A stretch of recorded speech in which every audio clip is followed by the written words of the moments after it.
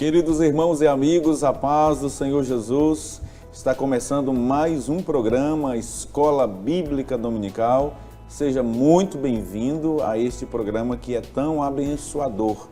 Você que está nos acompanhando através da TV Kairos Canal 7.1 ou também pelo canal da TV no YouTube, onde você pode aproveitar o ensejo e compartilhar o link para que outras pessoas sejam alcançadas pela ministração desta preciosa aula que teremos a partir de agora.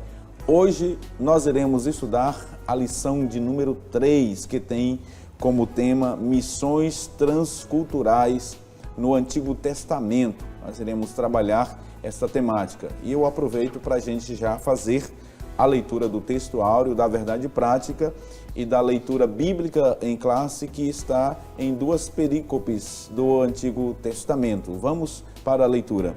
O texto áureo da lição de número 3 diz o seguinte: Disse mais, pouco é que sejas o meu servo, para restaurares as tribos de Jacó e tornares a trazer os guardados de Israel.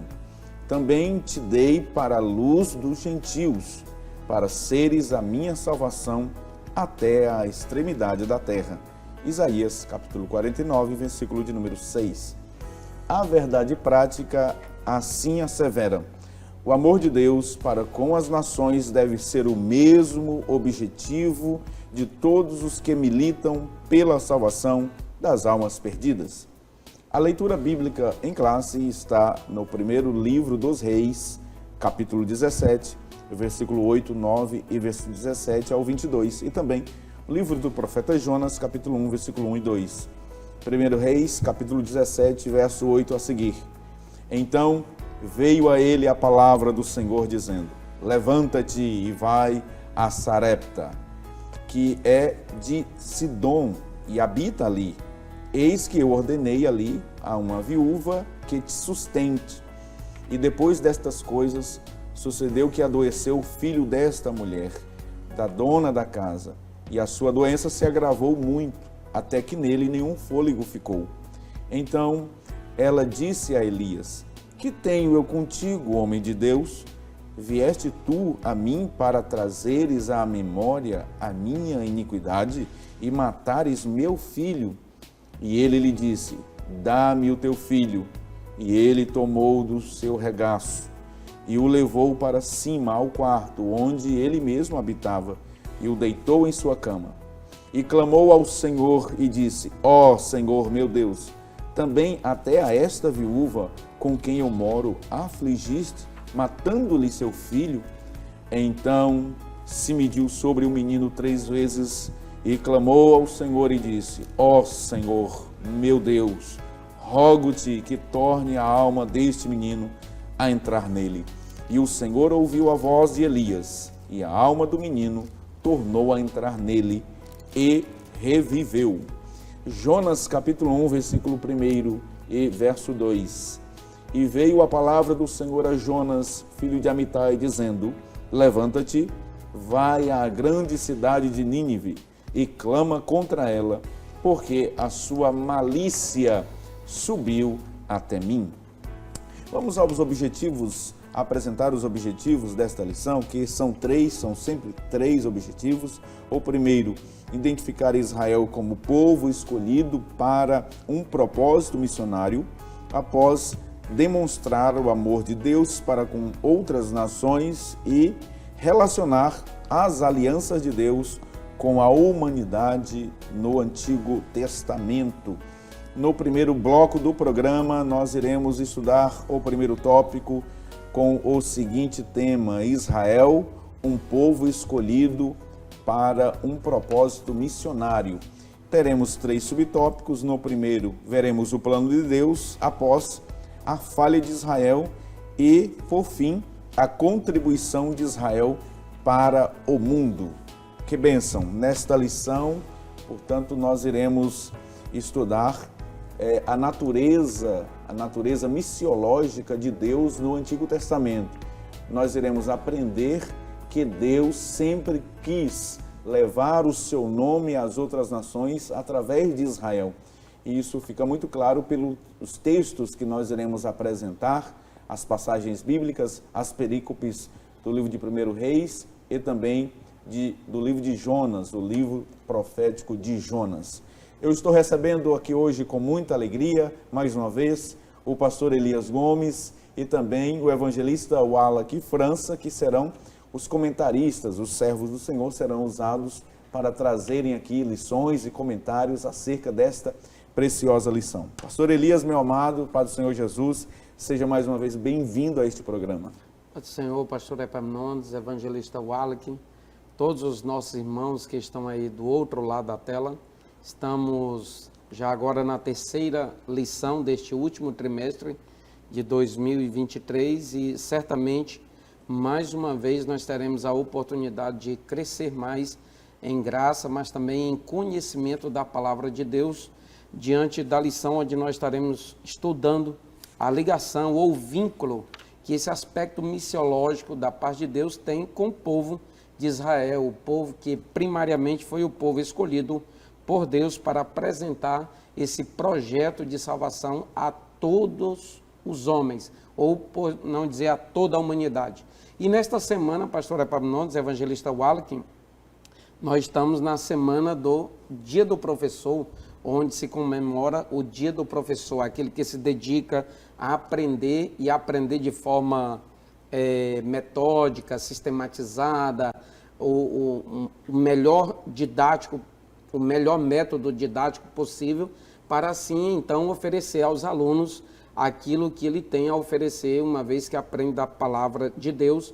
E não só os professores do meio secular, mas também os professores da escola bíblica dominical que atuam nas congregações são de suma importância para o crescimento da igreja e para a edificação do corpo de Cristo. E eu tenho muito aprendido com vocês aqui, que são dois mestres, dois verdadeiros didascólogos, razão pela qual eu quero muito agradecer ao Senhor nosso Deus, o mestre por excelência. Nós é que agradecemos a Deus e temos aprendido, com nosso mestre Elias. Evangelista Wallace França, a lição de número 3, nós iremos aprender sobre essa natureza missionária de Deus na perspectiva do Antigo Testamento, Mais uma vez, meu amado, seja bem-vindo, Pai do Senhor Jesus. Pai do Senhor, pastor Epaminondas, pastor Elias Gomes, é uma honra novamente estar dividindo essa bancada com mestres do ensino, tanto secular quanto do meio bíblico aqui em Marabá.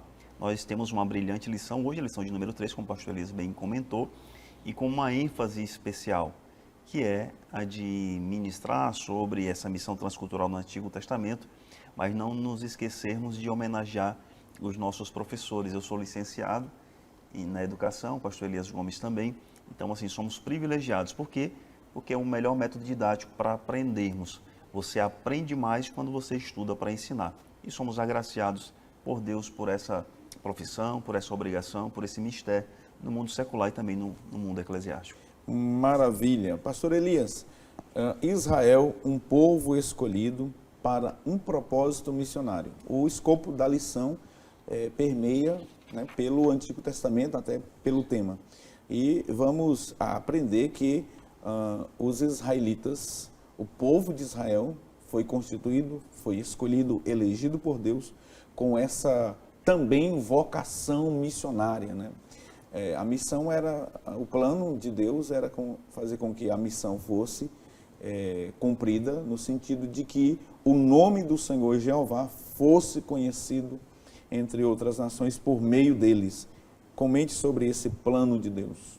Muito bem, pastor Epaminondas, evangelista Wallace. Nós vemos que quando Deus estabeleceu o homem lá no princípio, lá no Éden, claro, o propósito de Deus era cultivar continuamente, portanto, sem fim, sem prazo determinado, uma comunhão plena, uma comunhão verdadeira e que ele pudesse ser adorado a partir do homem. Mas com o advento da queda, com o advento do pecado, que veio e se instalou lá no princípio, atingindo todos os homens posteriormente, nós vemos que Deus levanta Israel para ser seu povo, para ser o povo com o qual ele teria comunhão inicialmente, mas jamais devemos esquecer que Israel foi o estopim inicial, digamos assim, para manifestar a provisão de salvação para o homem, para restaurar, para restabelecer aquela comunhão que havia anteriormente. Então, há inclusive um equívoco por muitas pessoas em pensar que Israel era o único plano de Deus para a salvação. Não, Israel não era apenas, ou não era o único povo para a salvação. O propósito de Deus é alcançar todos os homens. Isso faz parte da vontade soberana de Deus desde o princípio, de atingir, de alcançar, de contemplar todos os homens diante da queda com o seu propósito, com o seu plano de salvação. E nós vemos que desde o Gênesis capítulo de número 12, verso 3, quando o próprio Senhor apresentou essa promessa muito conhecida e bem difundida entre nós, o Senhor dizia: abençoarei os que te abençoarem e amaldiçoarei os que te amaldiçoarem. Em ti serão benditas todas as famílias da terra. De alguma forma, o Senhor estava aqui de forma implícita dizendo que todas as nações, todos os homens, tanto quanto se arrependessem, tanto quanto voltassem-se para ele, poderiam ser abençoados em quem? Em Abraão, como uma figura representativa do povo israelita. Então nós vemos a quem até pastor Epaminondas, evangelista Wallace, que faz uma comparação entre essa expansão evangelística, missiológica, faz uma comparação em relação ao povo de Israel, nesse contexto veterotestamentário, e o povo aqui, inicialmente, na época de Jesus, na igreja primitiva, em relação ao Novo Testamento. Dizem que lá era uma evangelização mais centrípeta, né? Onde essa proposta de salvação ela saía do centro, do meio do povo de Deus para fora. E agora não, é o contrário. Aliás, o povo iriam buscar salvação, buscar restauração em Israel. Agora não, nós somos, no contexto neotestamentário, nós somos compelidos pelo Senhor a ir levar, a ir transportar essa mensagem, a mensagem das boas novas. Por isso que o Senhor deixou em Atos, capítulo 1, verso de número 8, o ide do Senhor, que nós muito bem entendemos e já estudamos aqui na lição de número 1. Agora, evangelista Wallach, os filhos de Israel falharam nessa missão, né, nesse chamado que Deus lhes outorgou. Eles acabaram se envolvendo, né, com o paganismo, com a idolatria e, portanto, não cumpriram o chamado de Deus para levarem o nome do Senhor às outras nações. Perfeitamente. Pastor Epaminondas, pastor Elias, em Êxodo capítulo 19, do verso 3 ao 6, diz que quando Deus se encontra com o seu povo no deserto, Deus ele exclama, ele afirma de forma imperativa, dizendo que aquele povo para ele seria um reino de sacerdotes e uma nação santa. E isso aqui tem um contexto missiológico, porque eu só posso desenvolver uma ação missiológica se eu estiver revestido de uma santidade. Claro, a santidade aqui específica não é a santidade de Deus, que é um atributo incomunicável dele. A santidade de Deus é diferente da nossa. Mas enfim, os filhos de Israel, eles falharam. E por que eles falharam durante esse contexto histórico? Eles falharam porque eles se contaminaram com religiões pagãs, eles falharam porque eles se preocuparam com a identidade nacional, o mandamento de não se relacionar para não se contaminar com outras religiosidades, ele foi levado a um sentido deturpado, que levou-se a uma identidade nacional totalmente diferente do sentido que Deus determinou para que fosse realizado. E os desvios e a desobediência da aliança com Deus. E nós vemos durante todo o período histórico, durante o período da lei, dos profetas, o que vai ocasionar? Vai ocasionar na diáspora desse povo, do seu aprisionamento, dos seus cativeiros assírios e babilônicos, como uma forma de Deus modificar essa forma de pensamento desse povo e também tentar reestruturar aquela sociedade, aquela comunidade assolada pelo pecado, pelo paganismo e pela prostituição espiritual que aquela sociedade convivia. Portanto, Israel falhou, mas não deixa de estar diante dos planos de Deus como uma nação missiológica. Claro que hoje, no período neotestamentário, é interpretado de uma outra forma. Agora, nós que devemos levar o evangelho a essa nação não evangelizada. O apóstolo Paulo, quando ele estava na sua viagem missionária, em Atos capítulo 13, verso 46 e 47, diz assim: Então Paulo e Barnabé lhes responderam corajosamente: Era necessário anunciar primeiro a vocês a palavra de Deus, uma vez que a rejeitam e não se julgam dignos da vida eterna, agora nos voltamos para os gentios, pois assim o Senhor nos ordenou. E abre aspas, eu fiz de você luz para os gentios, para que você leve a salvação até os confins da terra. Eles falharam, mas Deus teve um outro plano, que é o plano dessa nova aliança que nós vivemos agora e que é bem atual. Maravilha. E a gente percebe, pastor Elias, evangelista Wallach, esse nacionalismo deles, esse exclusivismo em achar que Deus era a exclusividade deles, na vida do profeta Jonas, que nós vamos tratar no segundo tópico, pela recusa dele em não levar o nome do Senhor aos ninivitas.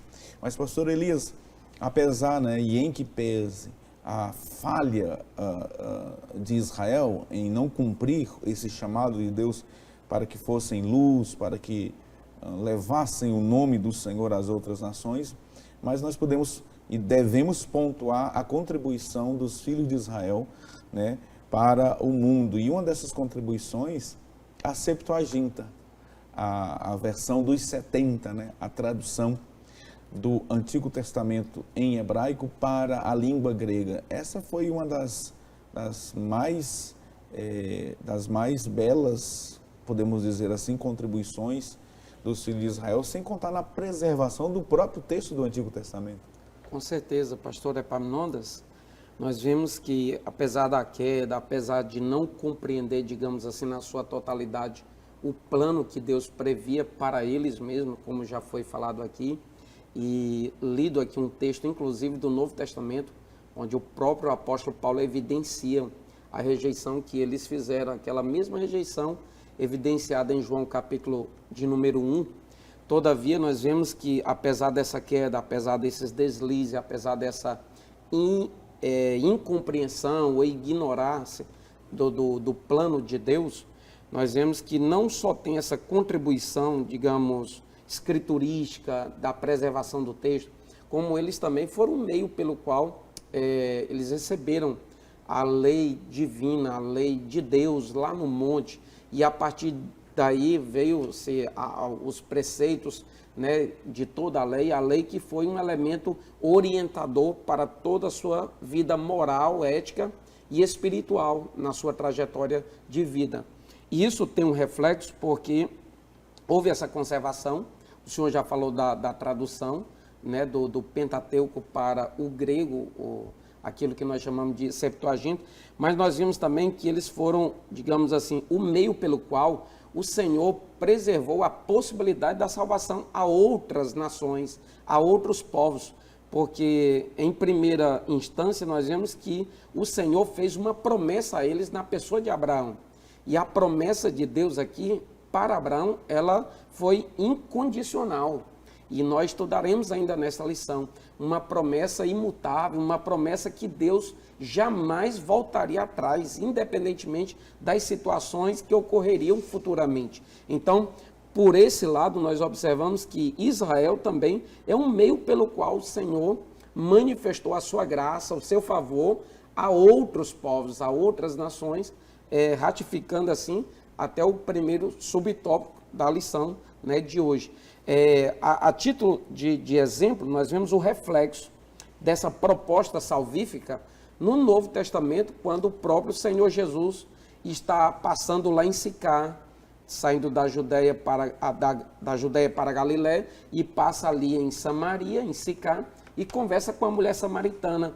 Ela vai lá, ela é estrangeira, ela é gentílica, e ela vai lá, anuncia um reboliço, por assim dizer, evangelístico, acontece ali em Samaria, o povo se converte, mas o povo vem ali até aos pés do Senhor, que é um judeu, se apreciar e, digamos assim, se certificar daquilo que a mulher estava falando. De modo que no fim das contas, eles dizem, e diziam à mulher, já não é pelo que tu disseste a nós que nós cremos, mas nós mesmos temos ouvido e sabemos que este é verdadeiramente o Cristo, o Salvador do mundo. Então, Jesus, enquanto pregador, enquanto missionário que estava ali, ele foi, apesar de origem judaica, então ele teve como uma espécie de reflexo da contribuição do povo israelita ao povo estranho, ao povo desconhecido, a um povo com o qual eles sequer tinham aquele contato, conforme aquele processo, né, de inimizade que teve lá no século 8 a.C. Muito bem, então nós podemos concluir este primeiro bloco do programa dizendo que, embora Israel tenha falhado na missão de levar o nome do Senhor às outras nações, mas eles tiveram e deram a sua contribuição, a sua vasta contribuição para que o mundo conhecesse o nome do Senhor.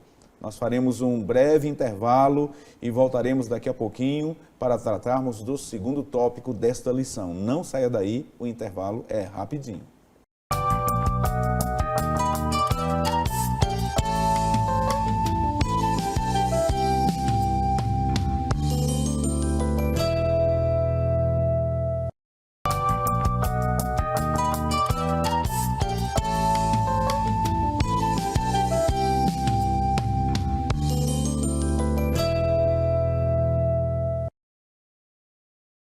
Estamos de volta com o programa Escola Bíblica Dominical, hoje estudando a lição de número 3, Missões Transculturais no Antigo Testamento. Você que está chegando agora, seja muito bem-vindo, obrigado por sua companhia, por sua audiência, sempre aqui conosco. Nós iremos para o slide que contém o resumo deste segundo tópico da lição, que tem o tema da seguinte maneira: o amor de Deus para com outras nações. E aqui nós vamos verificar os olhos de Deus sobre todos os povos. Iremos analisar também a viúva de Sarepta e o profeta Elias, aquele episódio maravilhoso em que o nome do Senhor foi levado a uma mulher que não era da comunidade israelita. E, em terceiro lugar, a missão de Jonas em Nínive. Nós vamos, a partir desses dois casos, da análise destas duas passagens bíblicas, constatar o amor de Deus para outras nações. Evangelista Wallach, o amor de Deus, né, alcançando outras nações, o olhar misericordioso de Deus, contemplando outros povos. E aqui, nesse contexto do profeta Elias. Perfeito, pastor Epaminondas. Nós vemos durante o Antigo Testamento esse amor de Deus se transformando em preocupação. Se é que nós podemos dizer que Deus se preocupa. Mas nós vemos um olhar atento em relação não só à nação de Israel, mas também a todos os povos, porque é interesse de Deus que todos os povos sejam alcançados pelo Evangelho nesse caráter missiológico que nós estamos estudando durante essa lição. Nós vemos essa preocupação em Gênesis, no capítulo 2, no verso 3, quando nós estamos na lição passada, desde que Deus faz a promessa a Abraão, dizendo que em você todas as nações da terra serão abençoadas. E nós lemos esse contexto do todas, desse pronome aqui, se referindo a todos os povos da terra. Nós vemos a preocupação de Deus nos livros históricos, em relação à evangelização dos povos. Nós vemos a preocupação de Deus nos livros poéticos. Nós vemos a preocupação de Deus nos livros proféticos, sobretudo, né, de Isaías também, todos os livros proféticos de Isaías a Malaquias, mas sobretudo aqui em relação ao livro do profeta Isaías. Um exemplo prático que nós temos, pastor Epaminondas, é da nação do Egito e da nação da Síria, que tanto se insurgiram em guerras contra o povo de Israel, sufragando inclusive a própria escravidão, e que Deus tem um projeto de redenção para esses povos. Nós temos um texto em Isaías, no capítulo 19, do verso 23 a 25, que diz assim: naquele dia haverá uma estrada do Egito até a Síria. Os assírios irão ao Egito, e os egípcios irão à Síria, e os egípcios adorarão com os assírios. Naquele dia, Israel será o terceiro com os egípcios e os assírios, uma bênção no meio da terra. o Senhor dos Exércitos os abençoará, dizendo: bendito seja o Egito, meu povo, bendito seja a Síria, obra de minhas mãos, e bendito seja Israel, a minha herança. A maior demonstração de que um dia, numa eternidade futura, nós teremos o prazer, a honra de vermos isso acontecendo, o império egípcio e o assírio sendo honrados por Deus, sendo galardoados. Por quê? Porque vão se converter ao Evangelho, as palavras estarão ao alcance dele, e um verdadeiro mover. E nós tratamos especificamente sobre esses dois impérios, porque historicamente foram dos impérios que mais se insurgiram contra a nação de Israel, mas pelo poder da palavra, pelo poder das missões e pelo poder do Evangelho, essas nações elas se convertem e elas juntas adorarão a Deus juntamente com Israel. Imagina, pastor Elias, o profeta Jonas ouvindo, ou lendo esta profecia do profeta Isaías. Jonas, ele viveu 100 anos antes, aproximadamente, do profeta Isaías. E esta restauração, ela vai se cumprir literalmente. Aqui não tem como alegorizar aquilo que o texto traz como literal. No contexto atual, geopolítica, a gente olha e impossível. Nos dias de Jonas, muito menos. Jonas nem quis ir pregar em Nínive, que era a capital da Assíria, por conta dessa animosidade existente entre aquelas nações. E aí, pastor Elias, a gente vê a materialização desse amor de Deus pelas nações na vida do seu xará, o profeta Elias, sendo enviado, porque o texto, eu achei muito interessante, pastor Elias, o texto de 1 Reis, capítulo 17, versículo 9, o Senhor disse ao profeta: levanta-te e vai. Aqui é o ide. A mesma expressão que Deus falou ao profeta Jonas: levanta-te e vai. Exatamente, pastor Epaminondas, nós vemos aí uma similaridade, tanto no versículo de número 9, de 1 Reis 17, bem no início, levanta-te e vai, e também no verso de número 2 de Jonas, capítulo 1. E desde então nós vemos aqui essa manifestação precisa, quando nós comparamos com aquilo que agora no contexto do Novo Testamento já está explícito, que é esse aspecto de realizar missões por parte da igreja. Nós vemos e comparamos com o Antigo Testamento, em especial com essa manifestação do povo de Israel, nós vemos o quanto a missão ou esse aspecto evangelístico do povo de Deus já era presente. E quando nós olhamos a manifestação do amor de Deus, ela se apresenta aqui também com esse cuidado, porque o propósito de Deus em enviar o profeta Elias a esta cidade de Sarepta, que era uma cidade fenícia, ao sul de Sidom, nós vemos que ali ele se depara justamente com uma mulher pobre, viúva, que tem apenas ali um filho e está comendo a sua última alimentação, e na mente dela ela já está ciente, está crente que vai comer aquilo ali e já era, vai morrer, uma vez que está se tratando de um tempo em que as viúvas não tinham uma assistência social, não era assistido por políticas previdenciárias por parte do governo ou de quem quer que seja. E aí o Senhor usa-se justamente através de um servo dele para vir aqui nesta ocasião. E interessante que quando ele chega, elas comem ali, aliás, eles estão preparados para comer e morrer, por assim dizer, e algo mais diferente ainda e mais danoso acontece, o filho adoece terrivelmente e morre. E aí todas as situações, porque de Deus é o querer e dele também é o operar, o efetuar, são situações que Deus cria para apresentar, digamos assim, de uma forma mais visível, mais notável, mais explícita, o amor dele para com esta família. Nós vemos que o Senhor usa o profeta para ressuscitar o filho dela, e aí, a partir, com certeza, ali houve alguma manifestação verbal da palavra do Senhor, mas por mais que não haja essa manifestação verbal, a própria vida do profeta já era um aspecto evangelístico, porque ele é conhecido e reconhecido ali por ela como um verdadeiro homem de Deus. Assim como a mulher de Sunem falou para o marido dela, fazendo referência a Eliseu como um santo homem de Deus, a viúva de Sarepta também se direciona ao profeta Elias, chamando-o de homem de Deus. E outra, e que na boca dele está a palavra da verdade, a palavra de Deus, as boas novas de salvação.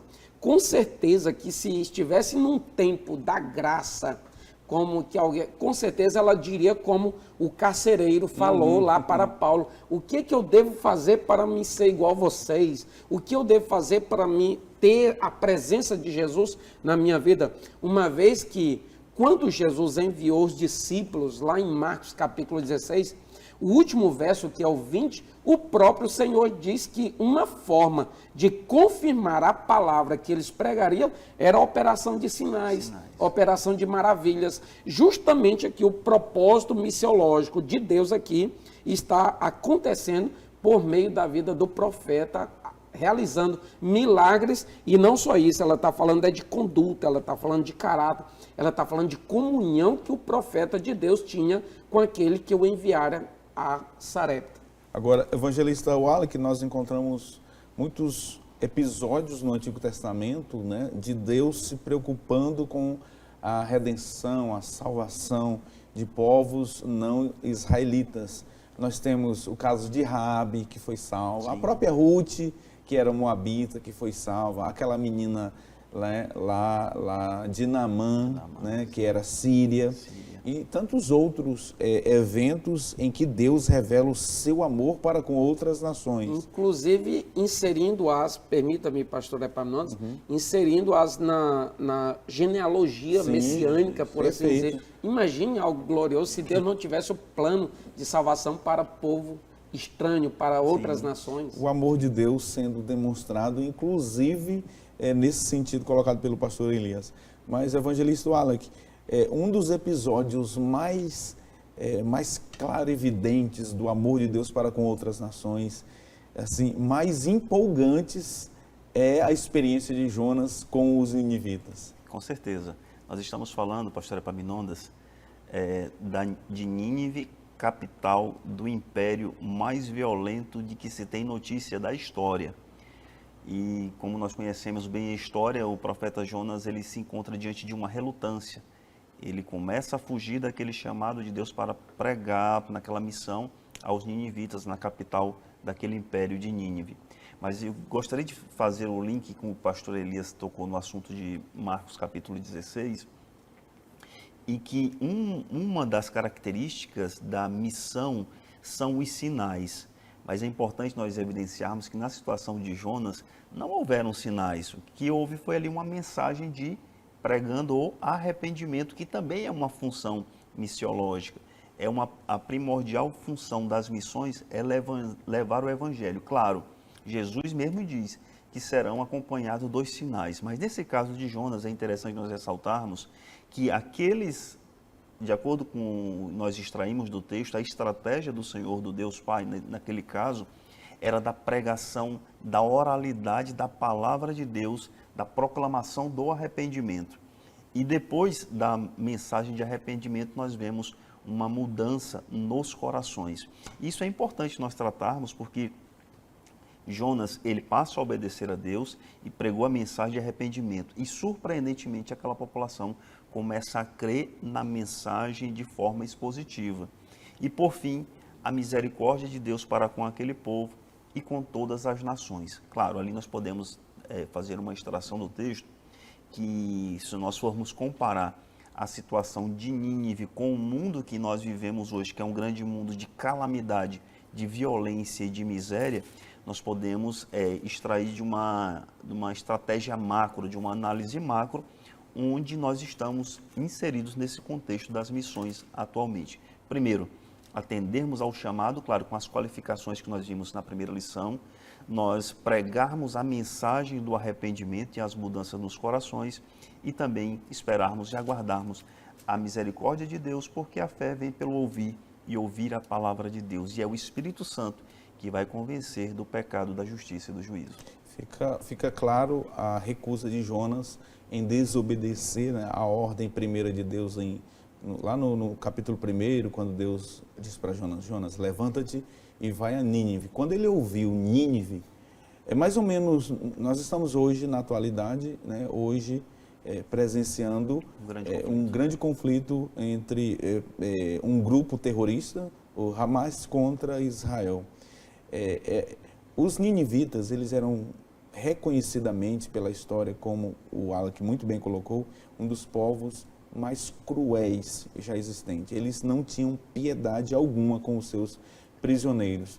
Diz que eles encontravam as mulheres grávidas, abriam o ventre das mulheres, tiravam as mulheres vivas, tiravam as crianças e lançavam contra as rochas as crianças vivas. Aí Jonas, o profeta, ouve uma ordem de Deus para ir pregar contra os seus maiores algozes inimigos. É a mesma coisa de hoje. Por exemplo, Deus dá uma ordem para um israelense, vai lá e prega para um terrorista do Hamas. A ideia era mais ou menos, você entende a recusa de Jonas, mas Deus, isso é maravilhoso, né? O amor de Deus é incomparável. E só nos leva por uma senda, por um caminho, João 3,16, porque Deus amou o mundo de tal maneira. O amor de Deus é inexplicável, é incompreensível, é imensurável, não se pode calcular, não se pode medir, porque somente um Deus de amor busca uma nação tão piedosa, tão má, como os ninivitas. Pastor Epaminondas, a história secular demonstra isso. Não só o padrão bíblico, mas a história secular, que o Império Assírio, onde a capital era Nínive, existiam guerras entre familiares, guerras entre reis, irmãos. E foram encontrados achados arqueológicos em que um dos reis se vangloria de ter decapitado seu próprio irmão e de ter lançado o seu corpo aos cães. Isso demonstra uma violência sem medida, mas que nós podemos trazer para esse contexto realmente de hoje. E claro, é justificável a negativa de Jonas num primeiro momento, é justificável, mas o poder do Evangelho, o poder da pregação, o poder da palavra de Deus, ele é sem limites. Ele não tem barreiras físicas, geográficas, sociais, religiosas. Ele é penetrante. Se hoje Deus quiser realizar uma obra de evangelização lá dentro daquele contexto que o senhor citou agora, nada será impossível para que Deus realize e salve pessoas que queiram se converter ao cristianismo. Pastor Elias, para a gente concluir, o mais vil pecador, o mais terrível dos pecadores, dos homens, ele pode ser alcançado pelo amor de Deus, pela graça de Deus, como os ninivitas se arrependeram e a cidade inteira, cerca de 600, 1.000 pessoas. Que obra, o maior avivamento do Antigo Testamento fora das terras de Israel. E esse milagre, pastor Epaminondas, que aconteceu em Nínive, não propriamente com sinais, maravilhas visíveis, assim, por assim dizer, mas assim, esse arrependimento em massa, porque não deixa de ser um milagre, né, evangelista Wallace? Desde o menor ao maior, inclusive o rei, inclusive o imperador da época, compungindo o povo para todos se arrependerem. Inclusive o texto relata, a narrativa em Jonas, que Jonas ficou indignado com aquilo. Eu sabia que o Senhor se arrependeria de cometer maldade contra esse povo, de exercer a justiça sobre eles, porque ele se arrependeria, olha aí. Então, Jonas ficou pasmado assim com o arrependimento em massa. Então, foi algo absolutamente fenomenal. E eu creio, pastor Epaminondas, que vocês já relataram quantas atrocidades eles eram capazes de cometer, e isso ainda acentua mais o poder sobrenatural de Deus ali nessa questão do arrependimento em massa. Uma vez eu lendo uma parte da história secular também dos assírios, se dizia que para intimidar os seus adversários, nas entradas principais, eles faziam pirâmides de cabeça dos seus adversários para intimidar os demais que pretendiam chegar-se para eles. Então, era algo absolutamente espantador, razão pela qual Jonas, de fato, recuou, né? Maravilha. Assim nós vamos para mais um intervalo comercial. Nós trabalhamos o segundo tópico da lição, vamos nos preparar para o terceiro tópico e eu peço que você não saia daí, a lição está maravilhosa. Voltaremos depois do intervalo comercial.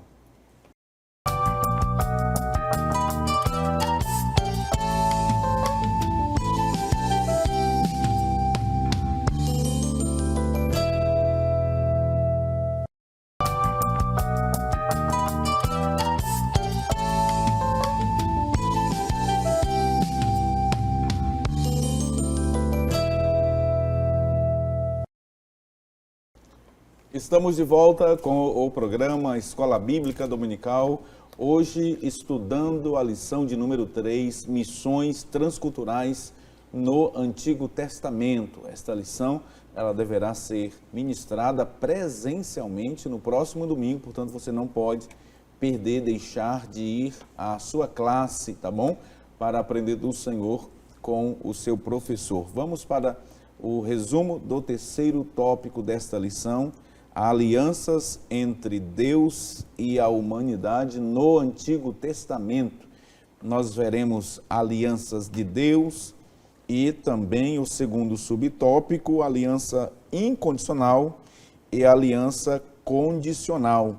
Vamos entender este tema, este assunto sobre as alianças que são trazidas pelo comentarista, pelo autor. Pastor Elias, vamos começar aqui falando sobre essas alianças e primeiro é bom nós pontuarmos que essas alianças aqui são alianças bíblicas e que, portanto, nada tem a ver com a teologia do pacto, a teologia aliancista, que é um sistema hermenêutico de interpretação contrário, por exemplo, ao dispensacionalismo. Então vejam que quando nós vamos tratar agora de alianças, não se trata do aliancismo, que é um sistema de interpretação, um sistema hermenêutico, tá bom? Nós vamos falar das alianças bíblicas. As alianças bíblicas, essas é que são abordadas aqui pelo autor da lição. Pastor Elias, com a queda do homem, toda a criação ficou sujeita ao pecado, inclusive o próprio planeta Terra, aguardando, né, a redenção, conforme Paulo disse lá aos Romanos capítulo 8. Exatamente, pastor Epaminondas. Nós vemos que nesse terceiro tópico, falar de algo muito próximo daquilo que nós poderíamos dizer de caráter de Deus, características, aliás, de Deus.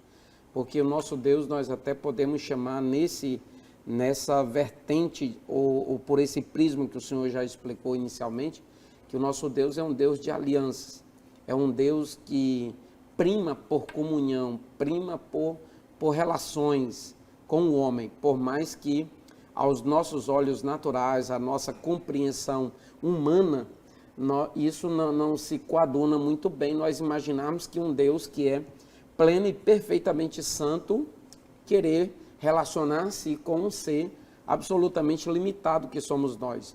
Um ser tão poderoso, um ser tão supremo, que é considerado onipotente, assim ele é, onipotente, onipresente, onisciente, se relacionar com pessoas tão falíveis, tão limitado quanto a espaço, quanto a circunstância, quanto a tempo que somos nós. Então parece não encaixar bem dentro assim de uma lógica humana. Todavia é o que a Bíblia nos apresenta, que Deus, após a queda, Deus providenciou um meio para manter esta relação de forma saudável, de forma contínua e de forma intensa, porque esta é a propositura de Deus. Deus quer manter uma relação baseada numa aliança, num contrato, num acordo, por assim dizer. Claro que nós teremos a oportunidade de, nesta lição, fazer uma diferença básica entre acordo e um contrato, né, por assim dizer. E, na verdade, isso tem cláusula de ambas as partes e tudo estabelecido por Deus, porque o propósito de Deus é manter, sim, esse relacionamento, eu repito, contínuo, né, duradouro, intenso e por todo o tempo, como já disse. E por esta razão é que o apóstolo Pedro escreveu, pastor Epaminondas, evangelista Wallach, na primeira epístola de Pedro, capítulo de número 1, versos 19 e 20. Mas com o precioso sangue de Cristo, como de um cordeiro imaculado e incontaminado, o qual, na verdade, em outro tempo foi conhecido, ainda antes da fundação do mundo, mas manifestado nestes últimos tempos por amor de vós.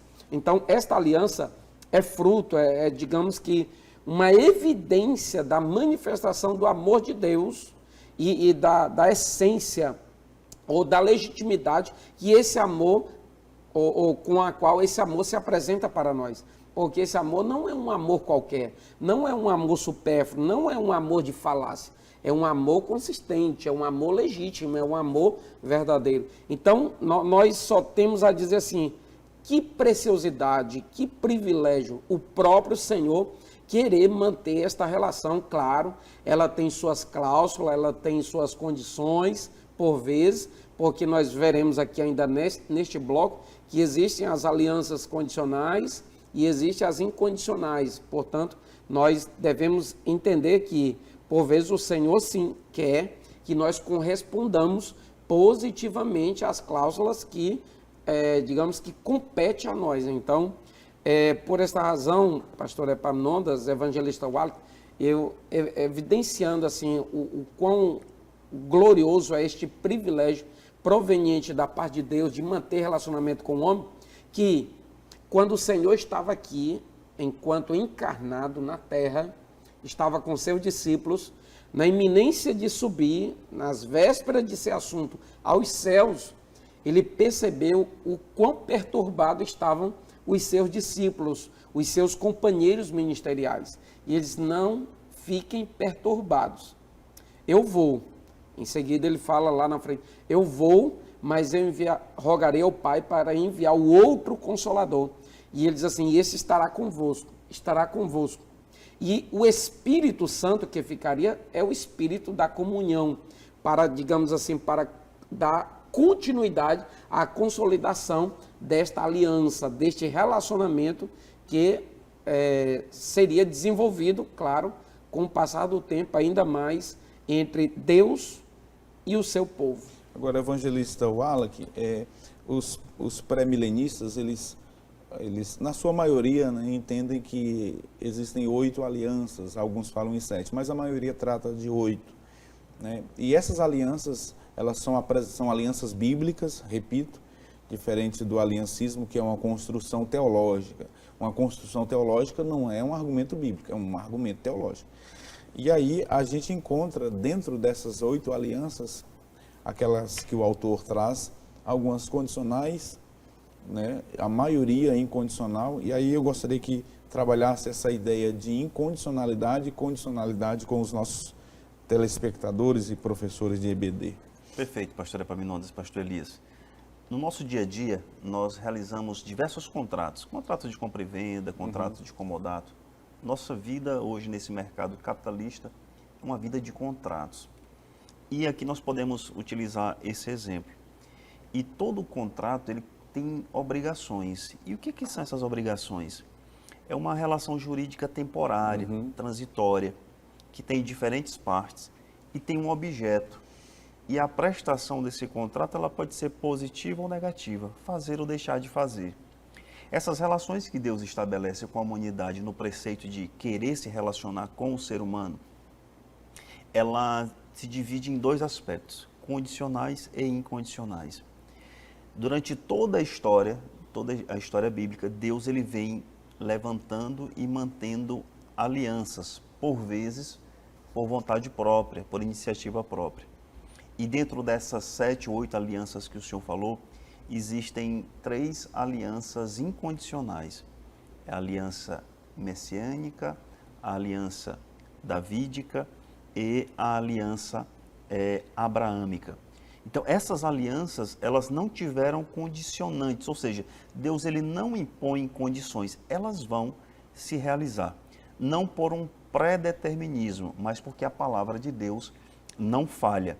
Deus promete a Abraão em Gênesis 12, Deus promete uma aliança davídica em 2 Samuel 7:4, Deus promete um reino messiânico Então, no livro do profeta Isaías, e todos esses fazem parte de uma aliança que são incondicionadas. E o autor traz elas como declaratórias. Basta a declaração de Deus para que elas ocorram. Mas também nós temos as alianças condicionadas. Um exemplo dessa aliança condicionada é a aliança que Deus realiza com o seu povo. Está em Deuteronômio 30, do verso 15 ao 18, que eu não lerei todo. Mas é muito conhecido dos irmãos. E no verso 15 diz assim: vejam, hoje coloco diante de vocês a vida e o bem, a morte e o mal. No 16 diz: se guardarem o mandamento que hoje lhes ordeno, que amem o Senhor seu Deus, andem nos seus caminhos e guardem os seus mandamentos, os seus estatutos e os seus juízos, então vocês viverão e se multiplicarão, e o Senhor seu Deus os abençoará na terra em que estão entrando para dela tomar posse. Ou seja, nós temos uma aliança que Deus condicionou algumas situações aqui e que ela foi descumprida. Por conta desse descumprimento, nós tivemos lá no futuro, em relação a esse fato que nós tratamos, um cativeiro assírio, um cativeiro babilônico, mas as promessas de Deus, aquelas alianças que elas são incondicionais e que elas são declaratórias, elas não dependem da vontade humana para que elas ocorram. E como nós trouxemos aqui, a promessa de Deus, pastor Epaminondas e pastor Elias, ela é imutável. E isso está bem claro em Hebreus, no capítulo 6, o verso 13 ao 15, que diz assim: pois quando Deus fez a promessa a Abraão, visto que não tinha ninguém superior por quem jurar, jurou por si mesmo, dizendo: certamente eu o abençoarei e multiplicarei os seus descendentes. E assim, depois de esperar com paciência, Abraão obteve a promessa. Então nós vemos aqui um caráter imutável de Deus e que a sua palavra não tem variação. Aquela promessa que é declaratória, aquela aliança que é incondicional, ela vai se cumprir, não por um pré-determinismo, mas porque a palavra de Deus, ela tem que ser cumprida. Uma forma de nós entendermos bem as alianças é compreendermos o sistema hermenêutico dispensacionalista, né? Nós, dispensacionalistas, interpretamos as escrituras de forma literal, histórica e gramatical, fazemos a separação entre Israel e igreja, porque os aliancistas, que nada tem a ver com a doutrina bíblica das alianças, eles confundem Israel com a igreja, dizendo que a igreja assumiu o lugar de Israel. Nós não, nós entendemos que Deus tem um plano específico para Israel e um plano específico para a igreja. E dentro dessas alianças, que o Alec muito bem aqui distinguiu, condicionais e incondicionais, nós temos, por exemplo, a aliança abraâmica, a aliança palestínica, a aliança davídica, e essa aliança palestínica, ela também é chamada de aliança da terra de Israel. Essas alianças, por serem alianças incondicionais, elas vão se cumprir literalmente, porque se você lê o texto e você não vê o cumprimento dessas alianças, isso nos faz pensar que elas se cumprirão. E quando irão se cumprir? Exatamente no milênio. Essas alianças se cumprirão integralmente quando Israel, o propósito pelo qual Deus levantou Israel lá no Antigo Testamento para cumprirem a missão de serem luz às outras nações, e eles falharam, no milênio eles vão cumprir esta missão. As nações, elas virão a Israel para receberem a palavra de Deus a partir da nação de Israel. E é por essa razão que as alianças aqui estabelecidas, um Deus de aliança, um Deus que quer salvar todas as nações, um Deus que quer que nenhuma carne pereça, mas que todos cheguem ao conhecimento da verdade. Isso é maravilhoso, pastor Elias, para a gente concluir. Nós vemos, então, pastor Epaminondas, na perspectiva que o evangelista Walker até evidenciou, sobre essa responsabilidade, sobre esses deveres e, muitas das vezes, direito, né, de ambas as partes. Então, quanta gente hoje, na atualidade, por assim dizer, tem uma visão apenas romantizada da parte de Deus, como se ele, quando ele manifestasse juízo, uma pena sobre alguma situação de desobediência, fosse uma tirania da parte divina e não o amor de Deus. É claro, Deus é amoroso, mas Deus também é justo. E tanto o amor quanto a justiça divina estão previstas por assim dizer, nas cláusulas deste contrato, nas cláusulas desta aliança.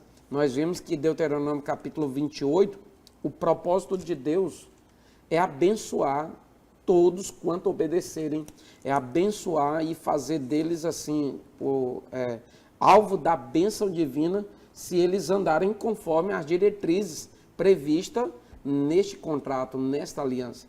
E nós vemos lá que tem mais punição para quem desobedece até do que bênção para quem obedece.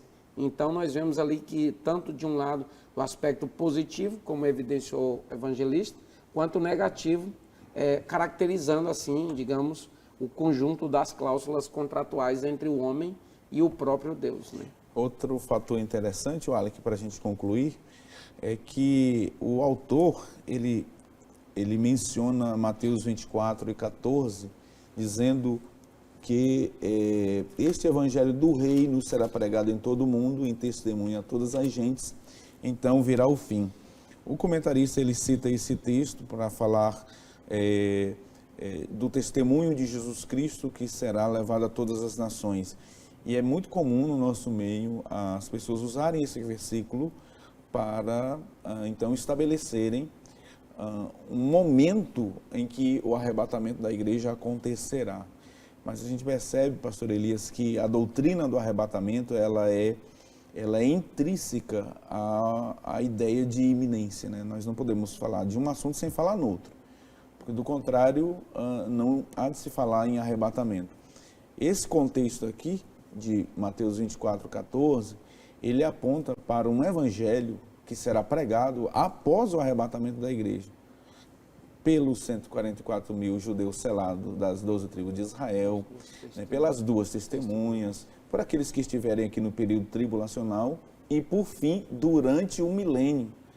E aí eu reporto mais uma vez ao cumprimento das alianças literais. Lembra do profeta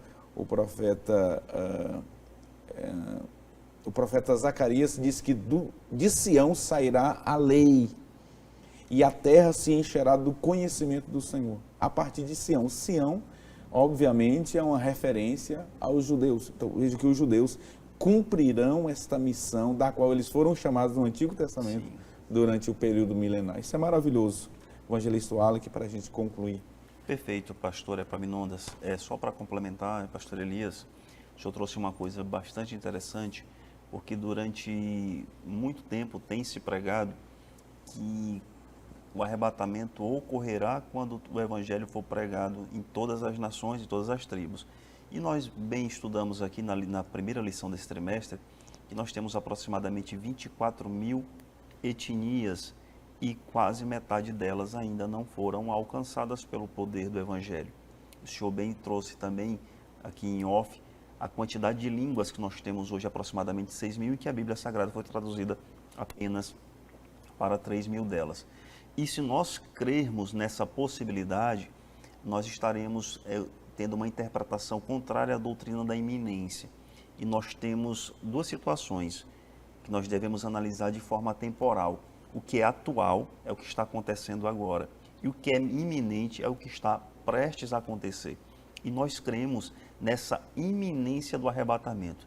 Se eu conseguir contabilizar ou fazer uma análise temporal de quando ele irá ocorrer, nós estamos indo contra a nossa interpretação dispensacionalista e indo contra a doutrina da iminência, que é o que nós pregamos nas nossas congregações. Maravilha. Então nós podemos concluir esta lição, nós aprendemos sobre um Deus que tem, desde o Antigo Testamento, um coração missionário, um Deus que ama todas as nações, um Deus que quer levar a sua palavra a todos os povos, elegeu Israel para essa missão. Israel falhou, em que pese ter deixado a sua grande contribuição para que, por fim, o Messias viesse, né, da raiz de Davi, e que, por conseguinte, nós vemos que o próprio Deus, usando pessoas especificamente, levou a sua palavra a outros povos, profeta Elias, profeta Jonas e tantos outros. E assim nós concluímos esta maravilhosa lição vendo um Deus que ama todas as nações, todos os povos, e Ele quer que todos cheguem ao conhecimento da verdade.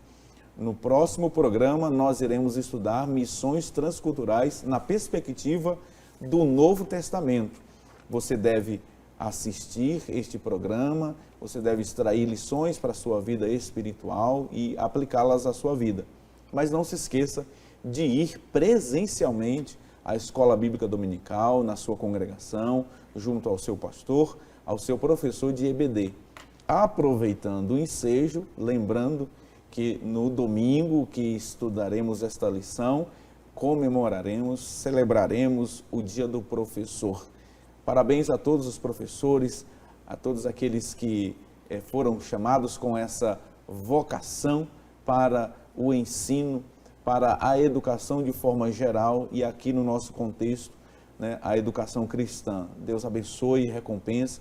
O papel que vocês desempenham no reino de Deus é excelente, é sobremodo excelente, conforme diz a palavra do Senhor, aquele que ensina deve se esmerar no ensino. E lembrando que você, professor de escola dominical, faz parte da maior e melhor escola do mundo, conforme disse o saudoso e querido pastor Antônio Gilberto. Assim, nós agradecemos a Deus por sua audiência, por sua companhia aqui conosco, agradecendo os nossos comentaristas, o pastor Elias Gomes e também o evangelista Wallace França, agradecendo também aos colegas e irmãos que estão ali na técnica, o Albert Júnior. Deus abençoe todos vocês.